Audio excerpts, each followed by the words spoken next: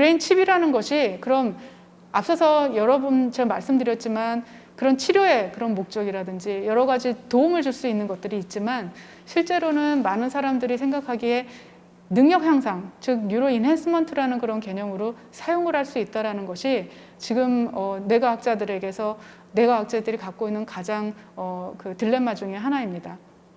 그래서 이런 것들을 통해서 실제로는 능력치가 좀 부족해서 그것을 정상화시켜야 되는데, 그리고 여기에서의 가장 철학적인 문제는 정상이 무엇인가, 그리고 그 비정상이라는 것이 무엇이어서 정상치까지 가야 하는 것인가. 그래서 인간의 그 자연 능력에 대해서 좀 고민을 하게 되는 것이고요.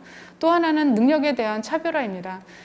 실제로 이런 브레인 칩들이 이제 우리가 상상하게 되면은 뭐 S사나 뭐 L사 뭐 이런 곳에서 만드는 것이랑 그냥 이름 없는 곳에서 만드는 것이 싸고 좋겠지만은 결국에는 그런 브랜드의 가치가 있고 또 성능의 차이로 나타나게 된다면 이것이 새로운 그런 인간의 능력의 차별도 되겠지만은 이게 부에 있어서도 인간의 차별을 느껴지는 그런 상황이 될 수가 있겠습니다. 또 하나는 여러 가지의 이런 디바이스들로 인해서 사실 많이 얻게 되는 것이 그 개인에 대한 정보입니다. 그래서 그 개인에 대한 정보를 불법으로 취득할 수도 있고 그것을 또 오류로 입력을 시킬 수가 있는 여러 가지 해킹의 우려가 있기 때문에 이것들을 어떻게 앞으로 우리가 고민을 해야 될지 이런 문제들이 또 있고요. 또 하나는 그렇게 되면 이런 브레인 칩이라는 것을 임플란트를 하게 되면은 실제로 인간에 있어서의 새로운 그런 인간의 형상이 나타나는 뭐 트랜스 휴먼이라는 그런 말들이 있는데 이런 것들이 나의 의지가 아닌 정말 타자의 의지에 의해서 만들어질 수 있다라는 여러 가지의 우려점이 있습니다. 그래서 저희가 아까 그 설문한 내용 중에 또 하나의 내용이 BMI 그런 기술들에 대해서 한번 설문을 조사한 적이 있습니다. 그래서 여러분들도 한번 그냥 대답을 좀 해보시면 될 것 같고요. BMI 기술 좀 이제 말씀을 드렸지만 실제로 이전에 그 BMI 기술에 대해서 대충 들어보신 적이 있거나 아시는 분이 있는지. 예. 그래서 이 기술은 사실 어떻게 생각하면 뇌과학자는 다 알 것 같은데요. 제가 작년에 상하이에 강연이 있어서 갔는데 거기에 이제 외국에 있는 학생들이 한 100명 정도가 모여서 훈련을 받는 곳이었습니다. 거기서 물어봤더니 그 친구들도 BMI 기술을 잘 모르더라고요. 그래서 대충은 알고 들어본 적이 있다. 라고 이제 얘기를 하시는 분들도 있는데 거의 한 50% 정도가 들어본 적도 있다고 이제 얘기까지는 했습니다. 그래서 여러분들은 BMI 기술을 아시나요? 한번 질문을 좀 드려보고요. 이 BMI 기술이 질환 치료를 위해서는 당연히 쓰게 되는데 그러면 능력 향상을 위해서 여러분들은 이것을 사용을 하실 건지 이거에 대해서 관심이 있다고 생각하시는 분들이 36% 정도 있었습니다. 없다고 생각하시는 분도 훨씬 많은 50%였고요. 뭐 절대 안 된다 하시는 분들도 있고요. 그러나 이제 치료 목적에 의해서 이런 칩들을 사용을 하시겠다라고 하고 능력 개선으로는 허용하지 않겠다라는 분들이 대다수여서 아직까지는 이런 기술들에 대해서 인지는 있지만 많은 사람들이 이 기술에 대한 오용은 막아야 되겠다라고 생각을 하고 있는 것 같습니다. 그리고 이제 마지막에 테마로는 그럼 이 인간에 대한 그런 존재성에 대해서 많은 연구들이 좀 보여주고 있는데 이런 연구들을 보시고서 한번 좀 생각을 해보시면 좋을 것 같습니다. 인간이란 무엇인가? 개체에 대한 그런 질문인데요.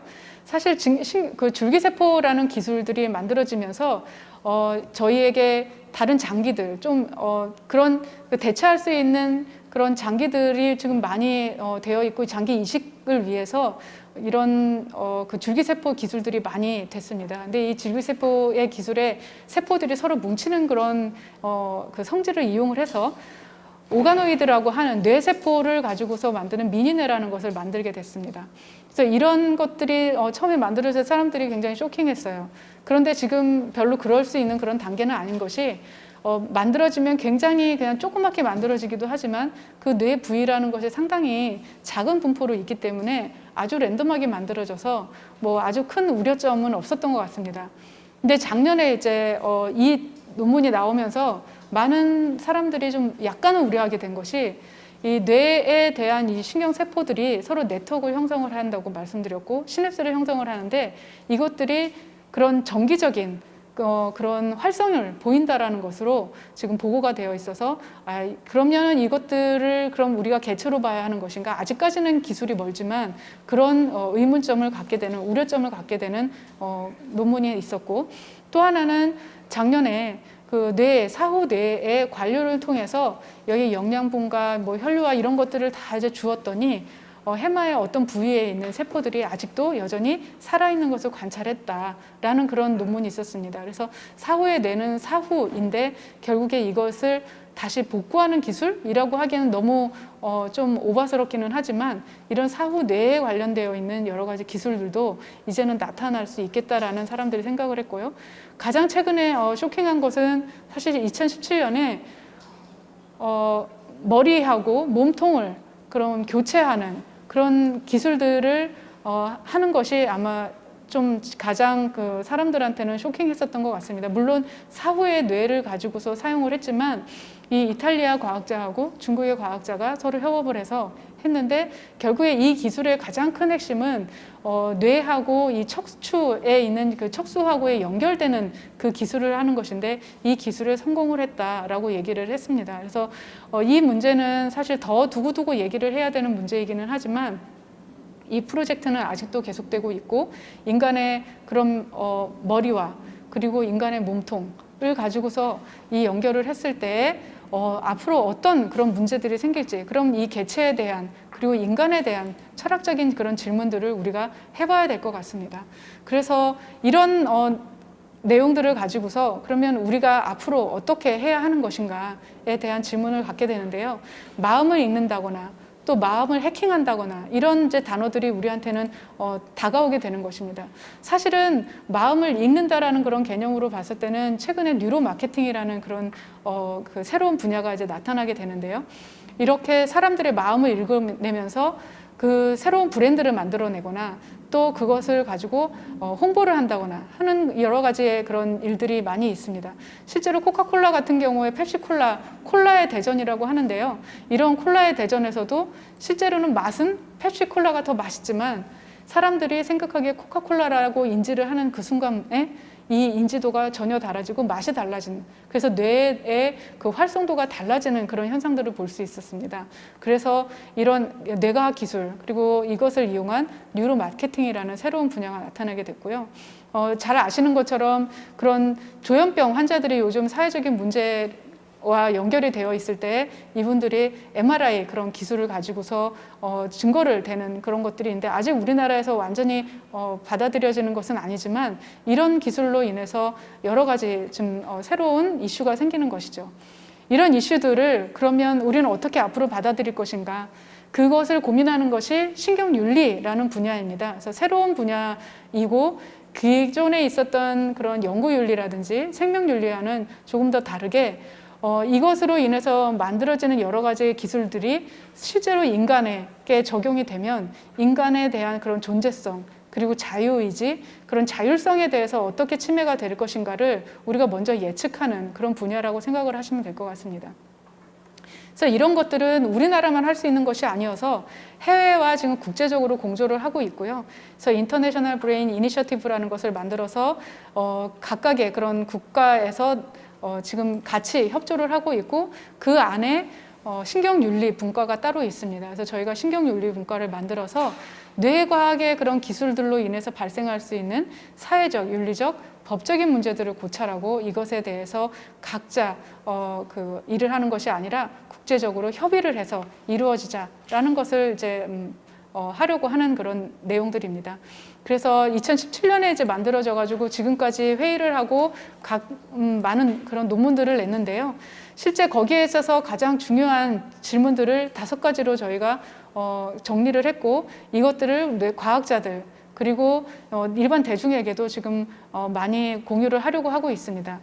연구에 있어서의 가장 중요한 것은 그 연구에 대한 모델인데 그것이 적합한지, 그리고 연구에 대한 그런 재료 대상이라든지 데이터를 어떻게 수집을 할 때 우리가 윤리적으로 문제가 없이 해야 되는지, 그리고 도덕적인 차원에서 이게 연구실에서 개발되는 것과 그것이 활용되는 그런 부분들을 어떻게 기준을 마련해야 할지, 또 인간의 자율성에 영향을 미칠 수 있는 뉴로 모듈레이션 같은 것들에 대한 기준점을 어떻게 해야 할지, 이런 뇌과학 기술이 사용될 수 있는 상황과 그렇지 않은 상황, 누가 책임을 질지 이런 것들에 대한 질문들을 기본적으로 해보자 라고 저희가 해서 이제 처음에 논문을 냈고 이 부분에 대해서 지금까지도 활동을 하고 있습니다. 또 하나는 OECD라고 여러분 잘 아시겠지만 OECD가 그 전체적인 그 경제를 좀 걱정하는 그 기구인데요. 이런 것들이 지금 이런 기구들이 더 관심을 갖는 것이 뉴로테크놀로지 하고 사회적인 문제들을 어떻게 앞으로 해결을 할 것인가에 대해 고민을 하고 있습니다. 그래서 올해도 9월 달에 한국에서 원래 개최될 예정이었는데 이것도 이제 랜선으로 하기로 결정이 됐습니다. 그리고 이제 월드 이코노믹 포럼이라고 해서 여러분들이 잘 아시는 다보스 포럼에서도 마찬가지로 이런 것에 대한 고민들을 하게 되었고 그래서 이제 작년에 논문을 출판을 하게 되었습니다. 그래서 이와 같이 지금 우리나라뿐만 아니라 많은 그런 세계에 있는 사람들도 지금 뇌과학 기술에 대한 여러 가지의 기대와 그리고 많은 걱정들이 있는데요. 이것들이 우리뿐만 아니라 국제적인 그런 협력을 통해서 앞으로 해결해 나갈 문제인 것 같습니다. 그래서 마지막으로 이제 제가 좀 마무리를 지으려고 하는데요. 이게 이제 이 천지창조가 지금 레오나르도 다빈치가 그린 것인데 여기에 재미난 것은 저희가 보기에 재미난 것은 이 뇌의 그림이 이렇게 뒤에 있는데 사실 이 다빈치가 원래 해부학자이기도 하죠. 그래서 천지창조에 상당히 많은 그런 해부학의 그 그림들이 많이 있는데 저희가 생각하기엔 이런 하나님이 인간 아담을 창조를 할 때 감성도 주었지만 이게 뇌에 대한 이런 이성도 같이 주는 그런 그림인데 실제로 이런 것들을 이제 모방을 해서 저희가 인간과 그 인공지능의 그런 만남 이런 것들 이제 그림을 많이 그리는 것 같습니다. 그래서 제가 마지막으로 말씀드리고 싶은 것은 뇌에 대해서 근본적으로 이해하는 그런 노력들은 뇌과학자가 해야 될 몫이기도 하고 그리고 뇌과학자들은 그런 연구를 위해서는 안전하고 책임 있는 연구를 하는 것이 마땅합니다.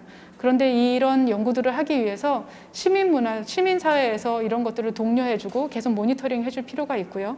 그리고 인류의 가치에 서로 같이 대응을 하기 위해서는 국제적인 공조가 필요한데 앞으로 뇌과학자들은 이런 것들을 위해서 열심히 노력할 것이라고 저는 믿습니다. 여러분들도 많이 관심을 가져주시고요.